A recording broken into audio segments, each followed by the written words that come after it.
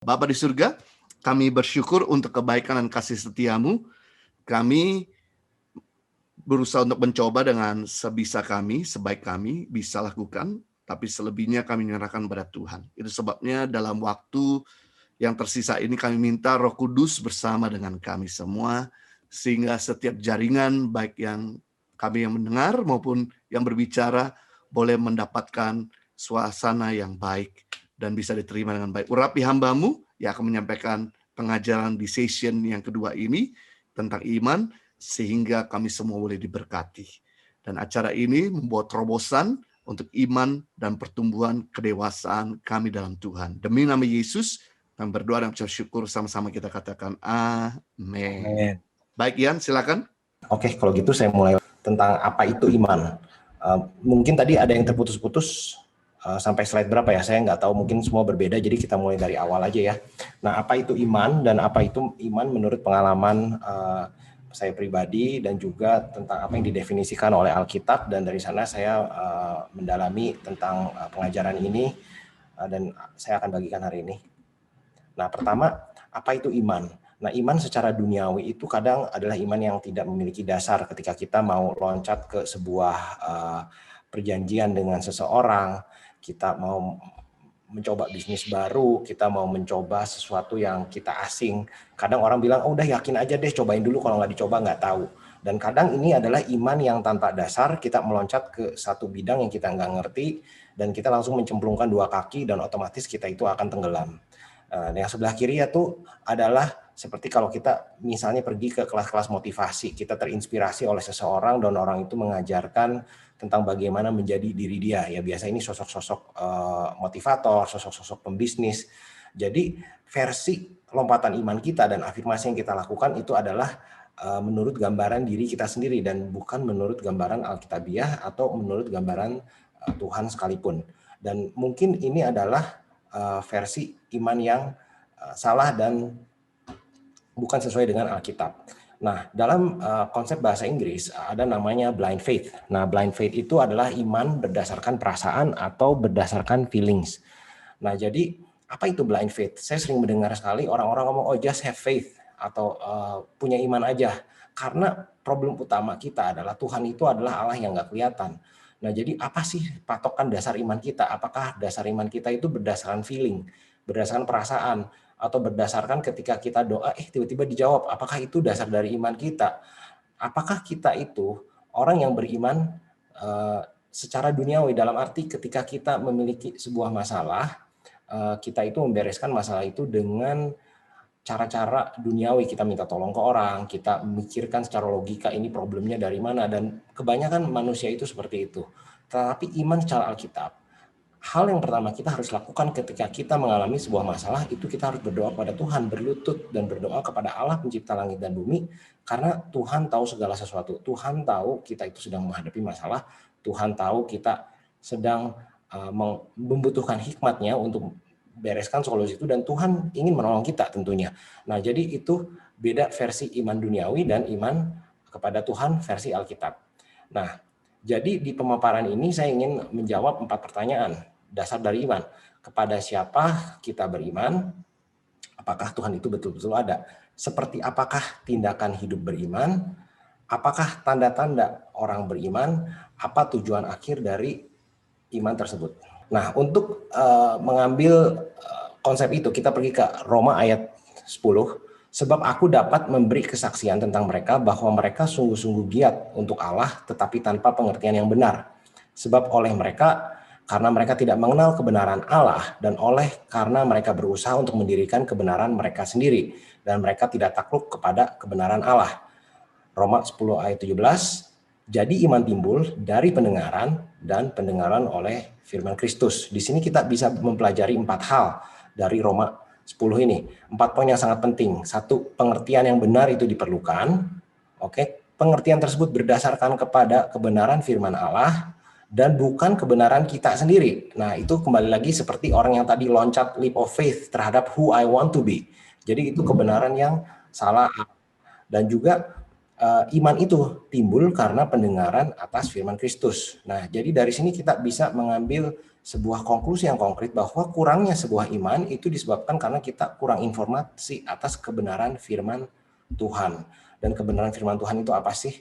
Nah, jadi ini flowchart yang saya buat atas perjalanan pribadi saya ketika saya mencari iman sebagai orang Kristen. Dari awal saya itu seorang yang ateis. Dan saya rasa bahkan orang Kristen pada umumnya pun masih ada yang mengalami kesulitan-kesulitan untuk betul-betul beriman kepada Tuhan, karena kembali lagi kita itu menyembah Allah yang tidak kelihatan, dan Alkitab pun mengatakan Tuhan itu nggak kelihatan karena Tuhan itu beda dimensi. Nah, jadi pertama, kita itu mesti beriman kepada Tuhan. Tanpa iman tidak mungkin kita menyenangkan Allah, sebab siapapun yang datang kepadanya harus percaya bahwa Allah itu ada dan bahwa Allah memberi pahala kepada mereka yang mencari Dia. Nah, Allah itu dicari. Ibrani 11 ayat 6. Nah, jadi kalau kita sudah memperbaharui pikiran kita dan kita itu percaya bahwa Tuhan itu ada, kita beriman kepada Tuhan. Pertanyaan berikutnya, Tuhannya siapa? Tuhannya konsepnya seperti apa, dan Tuhannya dalam gambaran siapa. Makanya Tuhan Yesus bilang, saya turun atas gambaran Allah Bapa yang di surga. Nah, dari sana setelah kita memutuskan bahwa kita jadi orang Kristen, itu namanya iman akali. Kita belajar baca Alkitab, kita merenungkan, kita jadi member sebuah gereja, kita mengakui kita menjadi orang Kristen, dibaptis di depan jemaat. Tetapi itu saja nggak cukup, karena itu iman secara pengetahuan, kayak KTP berstatus. Nah, tapi yang lebih penting lagi adalah kita harus mengenal karakter Tuhan, kita harus mengenal kayak Tuhan Yesus melalui karakter Tuhan yang ditulis di Alkitab, dan kita harus berjalan dengan iman. Dan ini semua adalah sebuah hubungan bersama Tuhan.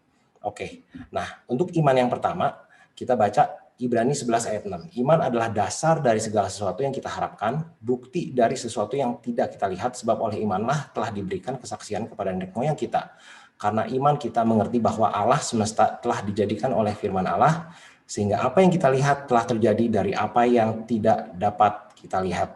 Nah, kita mau lihat ayat ini lebih dalam di Hebrew 11 verses 1 dalam bahasa Inggris. Iman merupakan realita dari hal yang kita harapkan dan bukti dari sesuatu yang tidak bisa kita lihat.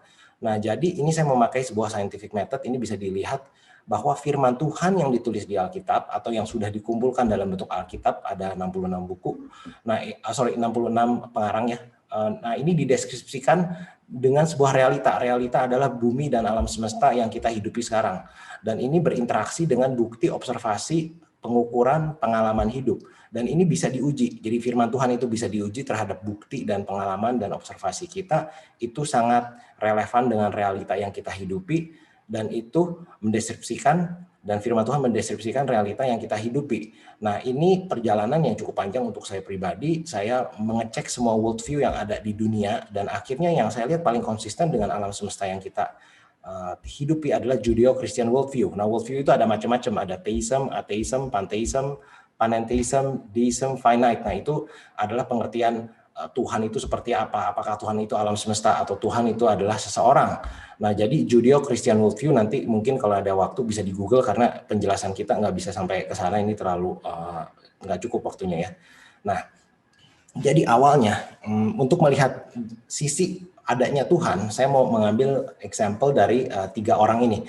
Yang sebelah kiri ini Fred Hoyle, dia itu seorang agnostik. Agnostik adalah seseorang yang percaya akan adanya sesuatu yang lebih tinggi dari alam semesta, tapi dia tidak mengakui adanya Tuhan. Yang tengah dua ini orang ateis. Fred Hoyle mengatakan bahwa segala sesuatu yang ada di dunia ini itu tidak mungkin ada tanpa ada purposeful intelligence. Artinya harus ada sebuah pemikiran yang menciptakan dunia yang penuh dengan kehidupan. Nah, Stephen Hawking, seorang kuantum fisika yang memikirkan tentang kenapa dunia itu ada, dia bilang, kok aneh banget ya, alam semesta itu diciptakan dan semuanya itu sangat presisi seperti jam tangan. Nah, jadi kalau jam tangan aja harus ada orang yang nyiptain, apalagi alam semesta yang kita tinggalin, itu harus diciptakan. Nah, Richard Dawkins juga bilang bahwa seluruh makhluk hidup yang ada di dunia kok kelihatannya kayak diciptakan untuk sebuah tujuan. Nah, ini adalah 3 pengakuan dari orang yang tidak mengakui atas keberadaannya Tuhan. Roma 1 ayat 20 mengatakan, sejak penciptaan dunia, sifat-sifat Allah yang tidak dapat dilihat, yaitu kuasanya yang kekal dan sifatnya keilahiannya telah terlihat jelas untuk dipahami melalui hal-hal yang diciptakan, sehingga mereka tidak dapat berdalih. Nah, ini suatu pembuktian yang sangat nyata bahwa saintis dunia yang ateis pun tidak dapat berdalih atas perlunya ada sesuatu yang lebih tinggi dari alam semesta ini untuk menciptakan alam semesta ini. Nah, jadi ini poin satu yang paling penting, bahwa kita itu harus percaya bahwa Tuhan itu harus ada, maka kita itu hidup. Nah, kedua, ini menarik banget. Jadi baru 5 tahun terakhir, kuantum fisika itu mengetahui bahwa ternyata semua yang diciptakan di alam semesta berupa benda padat dan benda-benda yang non padat itu semua diciptakan dari energi yang vibrasinya lebih rendah. Nah, kalau kita bisa lihat ini molekul, atom, tambah kecil, proton, dan terakhir quark, jadi berupa energi. Dan Ibrani 11 ayat 3 berkata, karena iman kita mengerti bahwa alam semesta yang dijadikan oleh firman Allah, sehingga apa yang kita lihat telah terjadi dari apa yang tidak kita lihat. Nah, di sini orang fisika pun menemukan bahwa setiap benda padat itu diciptakan hanya dari energi yang frekuensinya lebih rendah. Bahkan badan kita sendiri pun 99%, 99%-nya itu space kosong. Nah, ini sangat menarik. Alkitab sudah mengatakan kebenaran ini sejak 2000 tahun yang lalu, dan dunia baru mengetahuinya mungkin 10-5 tahun yang lalu. Nah, ini yang menarik juga, pencarian pribadi saya. Jadi ini ada dua fosil. Yang pertama itu adalah fosil ikan. Kan ini sedang makan, tiba-tiba dia jadi fosil. Yang satu seperti ikan lumba-lumba, dia itu melahirkan dan tiba-tiba jadi fosil. Dan ini ketemunya di atas gunung. Dan ini ada sebuah kerang ini juga ketemunya di atas gunung Himalaya. Nah, salah satu penjelasan yang bisa menjelaskan kenapa ini bisa terjadi itu karena dunia pernah mengalami banjir yang begitu besar, sehingga semua binatang-binatang itu terangkat ke gunungan atau ke daratan tinggi, dan airnya itu tiba-tiba fosil-fosil ini mengering, makhluk-makhluk ini dalam keadaan yang sangat cepat. Jadi satu-satunya penjelasan, setelah bertahun-tahun saintis berpikir ini kok bisa kayak gini, mereka hanya bisa menjelaskan dunia pernah banjir, seluruh dunia pernah banjir. Nah, jadi kan bahwa semua cerita yang ada di Alkitab itu adalah cerita asli dan memang betul-betul pernah terjadi, dan ini merupakan penemuan yang luar biasa untuk saya pribadi, karena dulu saya menganggap semua cerita di Alkitab itu sebuah mitos, tapi setelah saya teliti ternyata semua cerita di Alkitab itu adalah kejadian original dan asli. Nah, ini salah satu gambaran kenapa kok paru-paru kita itu sama pohon bisa sama persis, dan pohon itu menghasilkan oksigen, paru-paru kita itu menyerap oksigen. Amazing. Ini yang menarik juga, ini golden ratio atau yang orang saintis panggil God ratio. Jadi ada satu rasio A dibagi B sama dengan A plus B dibagi A sama dengan 1,618. Dan ternyata segala sesuatu yang indah di dunia ini, dan Einstein bilang kalau Tuhan itu nggak ada, kenapa kok segala sesuatu itu indah? Nah, segala sesuatu yang indah itu ternyata mengikuti golden ratio dari telinga, kepala, hidung, telur, bunga, Milky Way Galaxy, hurricane, kerang, itu semua mengikuti satu formula yang sama. Jadi ada satu pencipta yang konsisten untuk semua yang ada di dunia ini yang kita lihat. Nah, jadi setelah itu saya yakin bahwa Tuhan itu ada, dan itu hanya 5% dari apa yang saya bisa bagikan, karena saya cukup lama mendalami apologika Kristen dan intelligent design movement selama mungkin 10 tahun. Jadi bukti-buktinya itu banyak banget, sampai akhirnya setelah saya belajar itu saya memutuskan saya nggak mungkin lagi nggak percaya Tuhan itu ada, dan saya berdoa, saya terima Tuhan Yesus jadi juru selamat. Kita mendalami di iman akali, dan saya mengenal Kristus lebih dalam. Nah, untuk mengenal iman seperti apa, kita mesti kembali ke Perjanjian Lama, karena waktu di Perjanjian Lama itu belum ada agama Kristen, dan Tuhan Yesus belum datang ke dunia waktu di zaman Nuh, ya. Nah, kita awali dengan zaman Nuh. Di sini kita tahu Nuh itu orang yang sangat baik, dan Nuh itu dikatakan tidak bercela di hadapan Tuhan. Nuh ingin melindungi keluarganya dari dunia yang makin lama makin buruk, makin lama makin bobrok. Dan di tengah semua itu Tuhan mengatakan bahwa Tuhan udah nggak tahan nih lihat sama dunia yang begitu bobrok dengan kemanusiaan yang makin tidak memiliki kasih. Dan Tuhan pun mengatakan sebelum kembalinya Tuhan Yesus, dunia bakal seperti itu. Dan kita udah lihat nih sekarang dunia makin aneh, makin kacau, perang di mana-mana, orang itu rakus. Dan saya lihat problem paling besar di dunia ini itu karena duit. Sedangkan Tuhan itu nggak ciptain duit loh, yang ciptain duit manusia.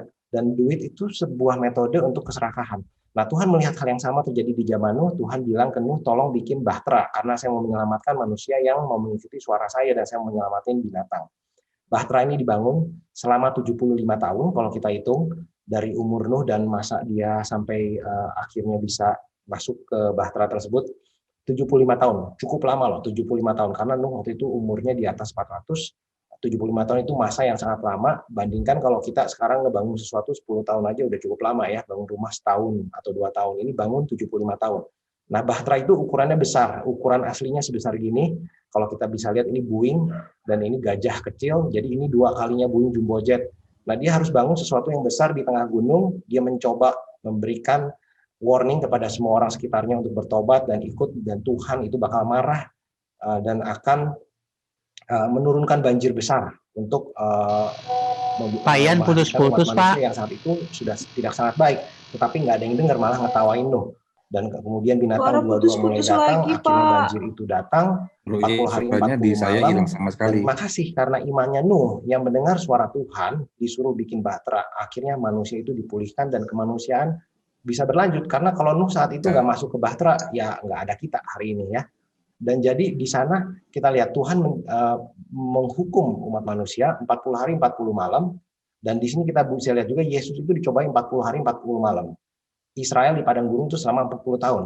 Nah, jadi ini signifikansi dari cerita perjanjian lama yang nanti selalu menunjuk kepada Yesus. Makanya Alkitab itu bilang bahwa di dalam kitab suci engkau mencari eternal life, mencari hidup yang abadi, tetapi engkau tidak tahu bahwa engkau sedang membaca tentang aku, Tuhan Yesus. Nah, jadi saya menemui juga di banyak cerita-cerita perjanjian lama itu semua tentang Tuhan Yesus. Oke. Nah, kita baca ini kejadian Nuh, kejadian 6, 8 ayat 9. Tetapi Nuh mendapat kasih karunia di mata Tuhan, riwayat Nuh. Inilah riwayat Nuh. Nuh adalah seseorang yang benar dan tidak bercela di antara orang-orang sezamannya, dan Nuh itu hidup bergaul dengan Allah. Ibrani 11 ayat 7, karena iman, maka Nuh dengan petunjuk Allah tentang sesuatu yang belum kelihatan dengan taat mempersiapkan bahtera untuk menyelamatkan keluarganya, dan karena iman itu ia menghukum dunia dan ditentukan untuk menerima kebenaran sesuai dengan imannya. Nah, iman Nuh itu kita mengambil contoh bahwa Nuh itu beriman, mendengar suara Tuhan dan melakukan sebuah action, sebuah perbuatan di mana dia mengikuti suara Tuhan no matter what. Oke. Dan ini adalah bukti arkeolog karena saya sendiri memiliki sebuah interest terhadap biblical archaeology.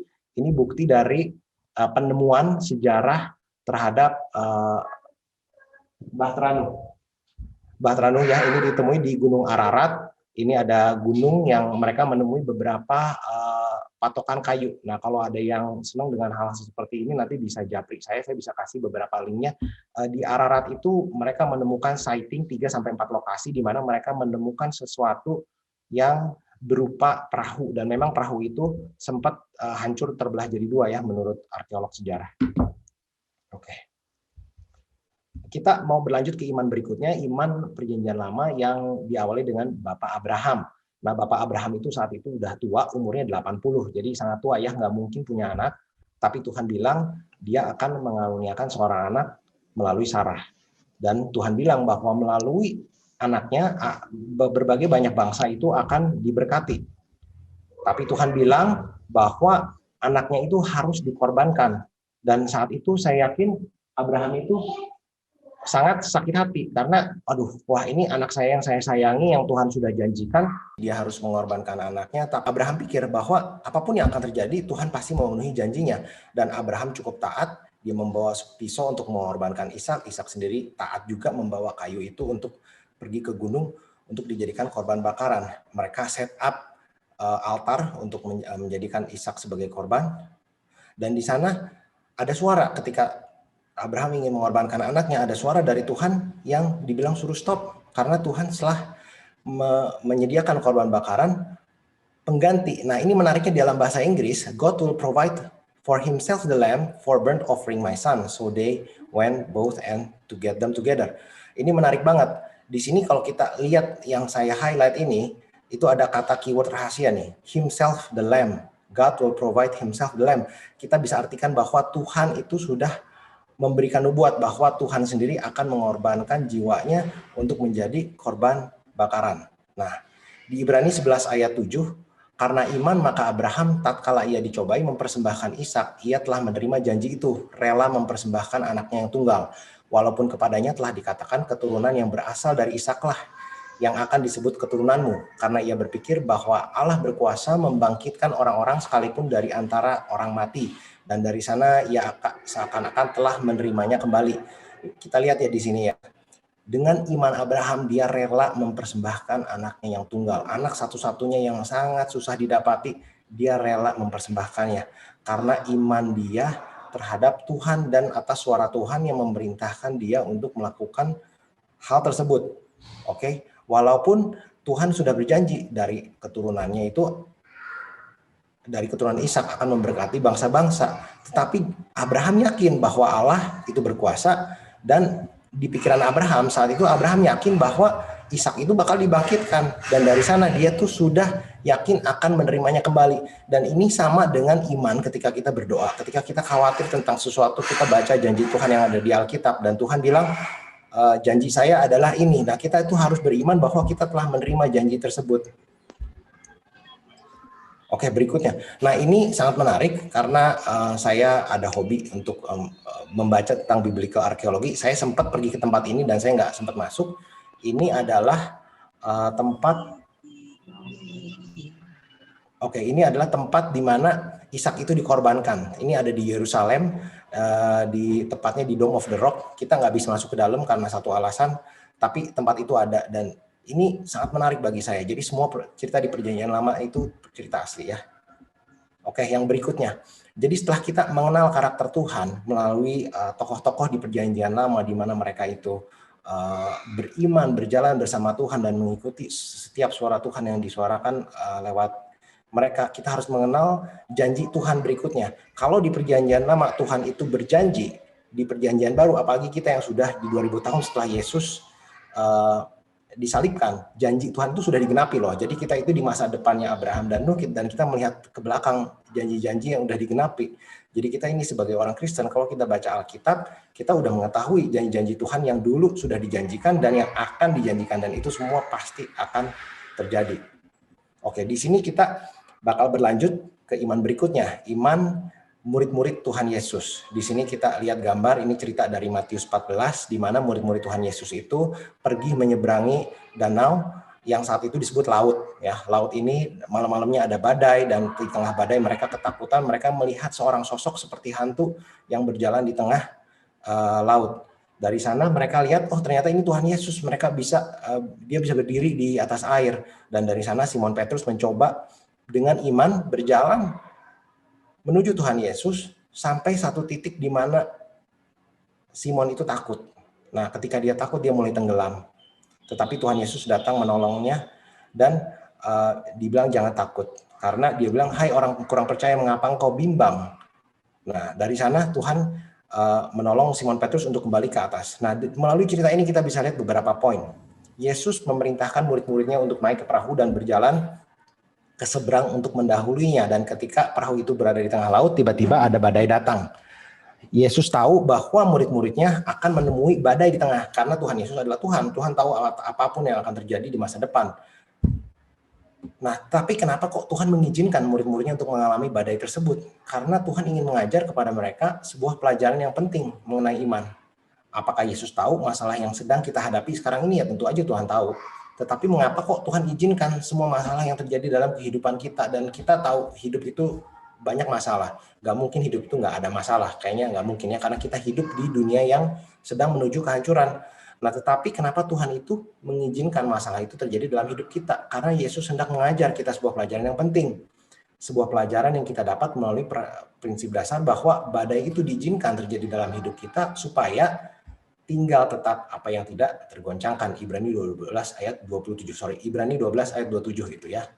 Dan Tuhan itu menguji orang-orang yang benar. Nah, ujian berikutnya kita akan lihat iman Kristus sendiri. Tuhan Yesus adalah seorang guru yang dipandang oleh orang-orang sekitarnya di zamannya. Dia turun sebagai seorang guru yang mengajarkan firman Tuhan, dan Tuhan Yesus mengajarkan segala kebenaran firman Tuhan dengan sangat kritis. Dan ketika Tuhan Yesus dibaptis, Roh Kudus turun dan ada suara dari atas langit bahwa inilah anakku yang aku kasihi, kepadanya aku berkenan.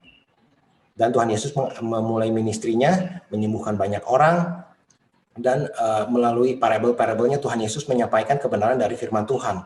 Dan di sana Tuhan Yesus diuji oleh iblis, tetapi dia lewat ujian tersebut, dan akhirnya Tuhan Yesus berdoa dengan takut 1 hari sebelum dia diadili, dan Tuhan pun sendiri berdoa. Jadi Tuhan turun sebagai manusia, dia mengalami penderitaan dan ketakutan seperti kita. Dia bilang, ya Allah, izinkanlah cawan ini berlalu daripadaku.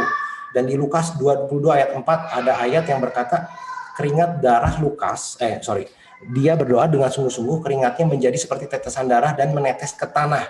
Nah, ini secara detail kita bisa lihat ya, bahwa kejadian keringat menetes darah ke tanah itu ada istilah medisnya, hematridosis. Hematridosis itu kejadiannya ketika seseorang dalam tekanan yang luar biasa, dia itu saking stresnya pembuluh darahnya itu pecah, jadi keringatnya berubah menjadi darah.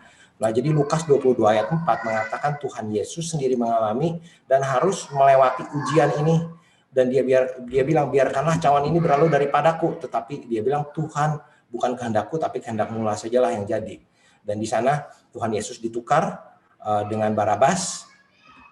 Tuhan Yesus harus membawa salib ke Bukit Golgota, akhirnya disalibkan untuk umat manusia. Setelah 3 hari, kubur itu kosong, Tuhan Yesus bangkit ke surga dan duduk di sebelah kanan Allah. Nah, di sini kita bisa lihat iman Tuhan Yesus membayar dosa seluruh umat manusia dan menyelamatkan mereka yang mau percaya kepadanya. Dan Yesus dapat menyelamatkannya dengan sempurna, sehingga kita yang datang kepada Allah melaluinya, karena Tuhan Yesus akan selalu hidup berdoa bagi orang-orang yang percaya. Ibrani 7 ayat 25. Nah, di sini ada gambaran kenapa Tuhan Yesus harus mati untuk dosa kita dan apa yang iman dari Tuhan Yesus telah lakukan untuk kita. Kita tahu sendiri bahwa manusia itu jatuh ke dalam dosa. Kita itu ciptaan yang awalnya sempurna tapi jatuh ke dalam dosa. Dan manusia itu hilang kemuliaan Allah. Oke, dan upah dari dosa itu adalah maut. Tetapi Allah itu berkeinginan untuk menyelamatkan dunia ini karena kasih-Nya dan mengirimkan anaknya. Dan melalui iman Tuhan Yesus, umat manusia itu diselamatkan dan dosa dunia itu dihapuskan. Nah, untuk lihat lebih dalam tentang iman, kita mau bedah lebih dalam dari bahasa Ibrani-nya. Iman itu punya bahasa Ibrani emunah, yang memiliki kata dasar amen, emunim, omen, dan amanah. Amen berarti bersyukur atas keadaan dan sebuah afirmasi. Emunim berarti loyalitas seseorang yang bisa dipercaya. Omen itu adalah untuk mengalami. Amanah adalah sebuah kontrak perjanjian. Jadi iman itu lebih dari hanya pengetahuan, tetapi juga ada bagian dari perbuatan yang harus kita lakukan. Kita harus mengerjakan sesuatu dengan sebuah keyakinan. Kita mau ngambil contoh ya, apa itu beda pengetahuan dan apa itu bedanya antara pengetahuan dan perbuatan. Contohnya gini, saya percaya adanya bulan dan saya bisa lihat bulan itu ada melalui studi dan fisika dan sains. Saya bisa tahu bulan itu seperti apa, jaraknya berapa jauh, bisa dilihat di Quran ada buku, dan bulan itu bisa saya lihat. Tetapi itu berbeda dengan ketika saya bilang saya beriman kepada mama saya. Saya beriman kepada mama saya dan saya tahu ketika waktu kecil saya sakit, saya tidak ada uang, saya ke dokter, saya yakin mama saya bakal bayarin. Nah, kira-kira itulah perbedaan antara iman pengetahuan dan iman yang diimani dengan sebuah perbuatan. Nah, jadi melalui pelajaran ini saya ingin mengambil beberapa summary bahwa iman Kristen adalah iman yang didukung dengan trusting obedience. Itu merupakan kombinasi dari sikap dan tindakan ketaatan, attitude dan action. Orang-orang perjanjian lama sudah memberi contoh tentang apa yang mereka imani itu menjadi kenyataan, dan mereka itu iman dengan perbuatan. Iman itu menaati segala sesuatu yang diperintahkan oleh Tuhan melalui firman-Nya. Di perjanjian baru kita sudah melihat bahwa janji-janji Tuhan di perjanjian lama itu sudah menjadi kenyataan. Nah, iman Kristus telah mengembalikan hubungan kita dengan Allah Bapa. Ya, oke. Nah, jadi kalau kita kembali lagi ke chart ini, apakah itu sebuah iman? Iman itu bukan hanya sebuah pengetahuan, tetapi iman itu adalah sebuah perbuatan. Iman itu bukan hanya informasi, iman akali, tetapi merupakan sebuah transformasi dari diri kita untuk melakukan kehendak Bapa. Seperti Tuhan Yesus bilang, Abba Father, ambillah cawan ini daripadaku, tetapi bukan kehendakku, kehendak-Mu saja yang jadi. Oke. Nah, pembahasan iman saya seperti itu. Ini udah beres. Terima kasih sudah melalui ini, walaupun agak putus-putus. Kita masuk ke Q&A sekarang ya. Terima kasih Pak Ian untuk penjelasannya. Ini adalah pengajaran yang menarik. Nah, sekarang kita masuk ke sesi tanya jawab. Pertanyaan yang pertama, Pak Ian, apakah iman itu identik dengan nekat? Ini pertanyaan dari Kristi. Oke, saya jawab ya. Jadi menurut saya iman itu nggak identik dengan nekat, sama sekali nggak ada kaitannya dengan nekat. Tapi iman itu sesuatu yang berdasarkan kepada firman Tuhan. Oke, pertanyaan berikutnya, dalam keadaan rumit kita mengimani sesuatu yang belum terlihat bahwa Tuhan kasih jalan. Apa dengan mengimani begitu saja pasti akan terjadi? Oke, untuk menjawab pertanyaan ini kita harus memikirkan dulu ketika kita bilang sesuatu yang terjadi, apakah ini yang baik menurut versi kita atau menurut versi Tuhan. Contohnya kita seorang tua, menjadi orang tua seorang anak. Anak kita merengek-rengek minta sesuatu yang kita tahu nggak baik untuk dirinya, sebuah permen. Kita sebagai seorang ayah melarang anak itu untuk tidak makan permen. Tetapi dari versi anak, dia nggak tahu bahwa ketika dia beriman ingin memiliki permen, ayahnya nggak akan kasih. Karena ayahnya tahu bahwa permen ini tidak baik untuk dirinya. Jadi Allah itu melihat segala sesuatu dari sudut pandang keabadian dan kuasa Allah. Jadi kalau kita beriman untuk mendapat jawaban dari Allah, dan kita menyerahkan hidup kita kepada Allah, tentunya kita harus berjalan sesuai dengan kehendak Allah dan bukan kehendak kita sendiri. Jadi sebaiknya kita harus memiliki hubungan yang baik dengan Allah, berbincang dengan Allah, konsultasi, berdoa saat teduh, sehingga kita menyelaraskan apa yang kita kehendaki sesuai dengan kehendaknya, dan yang kita imani pasti akan terjadi. Karena kita baca di Lukas 22 ayat 42, itu ada cluenya, Bapa jika engkau mau ambillah cawan ini daripadaku.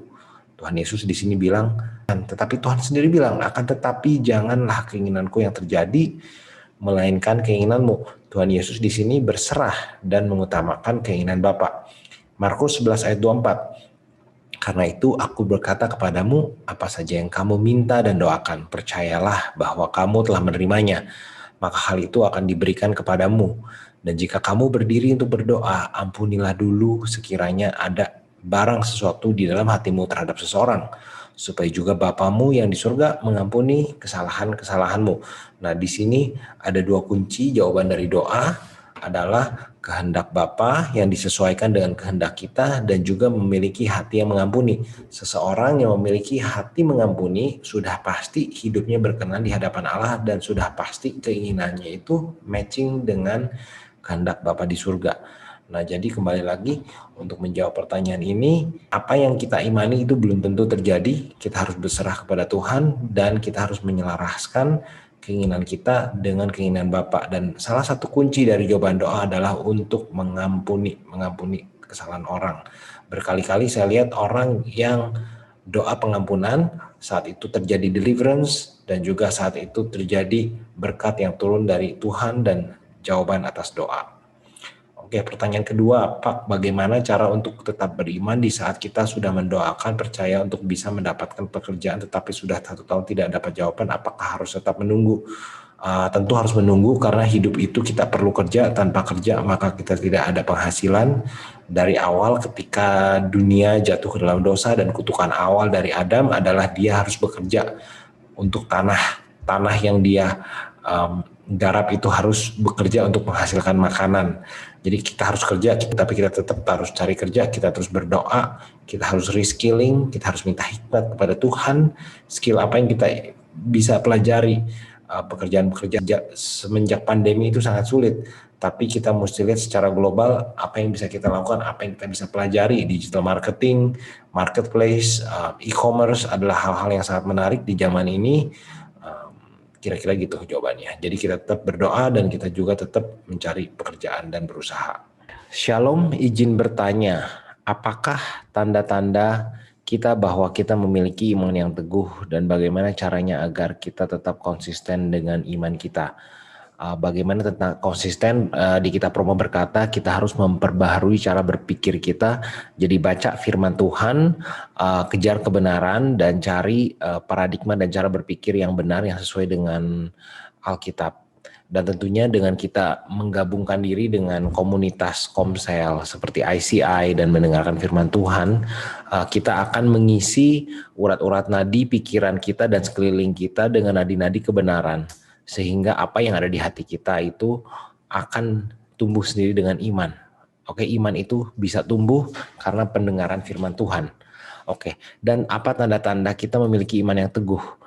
Cinta kepada Tuhan tentunya. Kita mencintai Tuhan karena kita sudah didamaikan oleh Tuhan Yesus. Kedua, kita benci terhadap dosa. Hati nurani kita itu akan menegur kita ketika kita ingin melakukan perbuatan-perbuatan yang nggak benar. Oke, kecintaan baru atas firman Tuhan. Tiada hari yang kita bisa hidupi tanpa mendengarkan firman Tuhan dan rindu ingin mendengarkan lebih dalam apa itu isi firman Tuhan.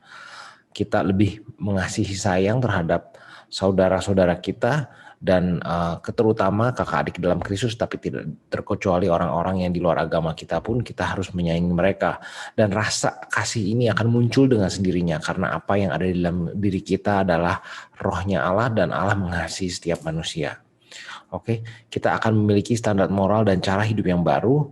Ketika kita bertobat, kita akan meninggalkan cara hidup yang lama dan kita melihat semua cara hidup kita yang lama itu seperti sia-sia dan enggak relevan lagi.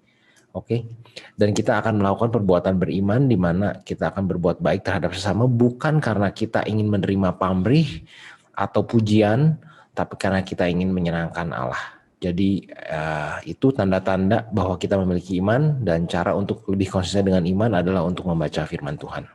Apa yang harus dilakukan ketika iman mulai jatuh bangun karena dosa dan untuk mujizat sendiri apakah dapat diberikan untuk kesekian kali?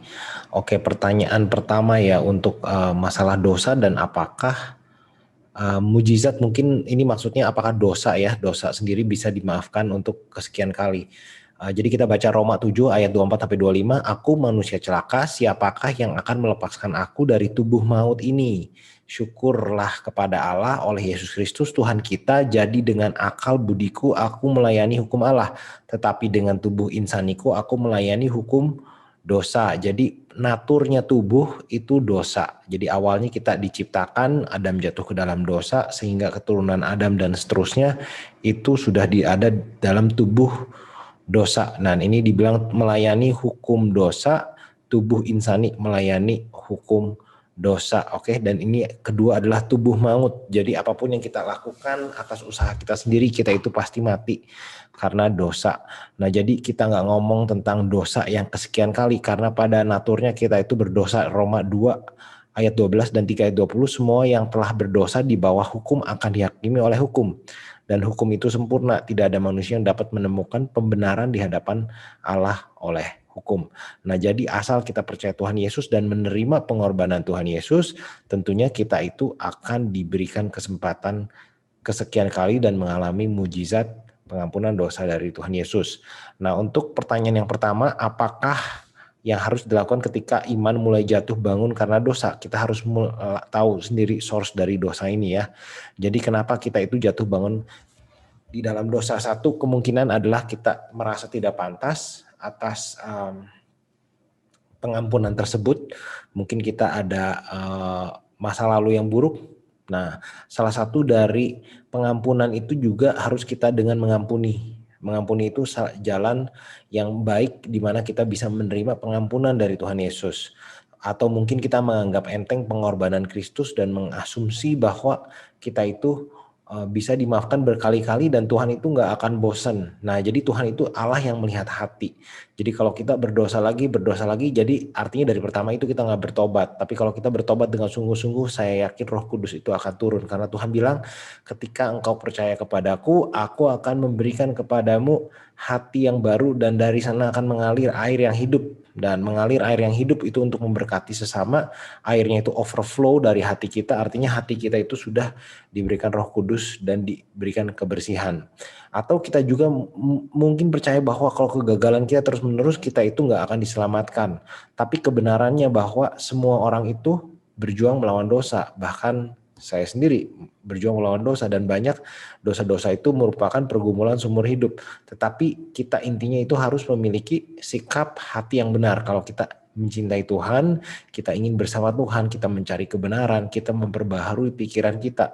Yohanes 3 bilang dia adalah juru selamat. Tuhan Yesus itu juru selamat, dia nggak menjatuhkan hukuman atas orang yang percaya dan berpegang teguh kepadanya. Allah mengutus anaknya ke dunia ini bukan untuk menghakimi dunia, tapi untuk menyelamatkan. Siapa yang percaya kepada anak itu tidak dihukum, tetapi siapa yang tidak percaya sudah dihukum karena dia tidak percaya kepada anak Allah yang tunggal. Nah, jadi fokusnya di sini bukan kepada dosa dan mengkhawatirkan dosa tersebut, tapi harus fokus kepada karya penyelamatan dari Tuhan Yesus. Karena kalau kita dihakimi oleh dosa itu sendiri, artinya kita itu nggak percaya dan nggak mengalami keselamatan dari Tuhan Yesus.